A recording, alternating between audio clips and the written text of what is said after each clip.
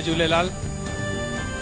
सिंधु सभ्यता, सिंधु संस्कृति, सिंधी भाषा संसार में सभिनी खां पुरानी में पुरानी सभ्यता, संस्कृति ऐं भाषा। पुरातत्व विभाग इन देश में जेके भी झूना पुराना किला आहिनि, मीनारूं आहिनि, चार मीनार, ताजमहल या जेके किला आहिनि उन्हनि जे रख रखाव जे लाइ, उन्हनि जी सुरक्षा जे लाइ करोड़े अरबे डॉलर ख़र्च करे थो। पर हिन मानव जात जी सभिनी खां पुरानी में पुरानी सभ्यता संस्कृति अगरि आहे त उहा सिंधु सभ्यता संस्कृति, सिंधी भाषा, जंहिंजी रक्षा जे लाइ, जंहिंखे वधाइण जे लाइ, जंहिंजे प्रचार प्रसार जे लाइ उहो कुझु न थी रहियो आहे जेको थियण जी ज़रूरत आहे।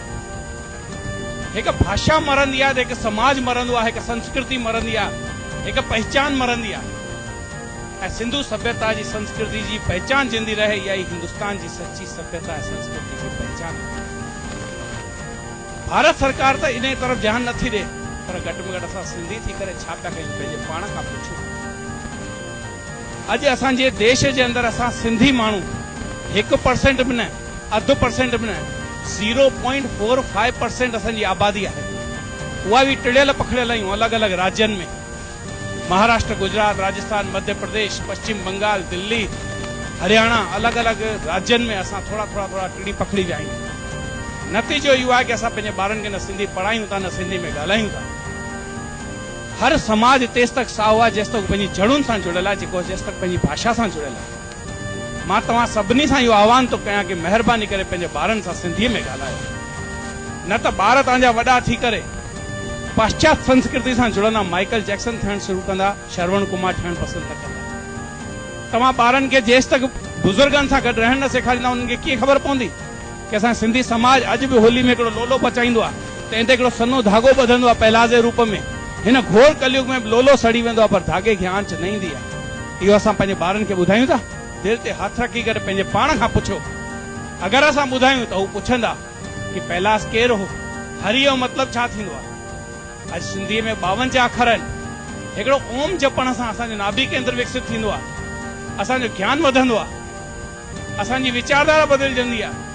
त सिंधियुनि जा 52 अखर अलफ, अंब, बे बल्ला, बे बकड़ी, पे पल्लो, से सवाब, ठे ठूंठ, थे थंब, इहे सभु बीजा मंत्र आहिनि।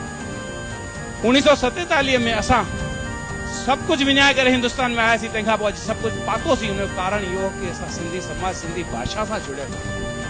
अॼु मां तव्हां खां थो पुछणु चाहियां, लीलाशाह बापू कहिड़ी भाषा पढ़ियल हो? सिंधी। बापू आशाराम छा पढ़ियल आहे? सिंधी। राम जेठमलानी छा पढ़ियो? सिंधी। लाल कृष्ण आडवाणी छा पढ़ियो? सिंधी। अरे न सिंधी समाज अलाए घणा संत ॾिना, अलाए घणा नेता ॾिना, अलाए घणा सामर्थ्यवान उद्योगपति ॾिना। हिंदुजा भाउरनि सिंधी पढ़िया। असां इहो छो था भुलिजी वञूं? असांजे मन में इहा ॻाल्हि छो आहे कि असांजा ॿार अंग्रेजी न पढ़ंदा त असांजा ॿार होशियार कोन थींदा? अरे जेतिरो मातृभाषा में पंहिंजो ॿार होशियार थींदो, ओतिरो ॿिए कंहिं भाषा में न थींदो। भले तव्हां पंहिंजे ॿारनि खे कॉन्वेंट में पढ़ायो, हिंदी मराठी पढ़ायो, गुजराती पढ़ायो, पर हुन सां पाण ॻाल्हायो त सिंधीअ में ॻाल्हायो। अगरि सिंधी थी करे तव्हां पंहिंजे ॿारनि सां सिंधीअ में नथा ॻाल्हायो त माफ़ कजो, मां चवंदुमि कि उहो सिंधी गऊ हत्या खां वॾो महापाप पियो करे।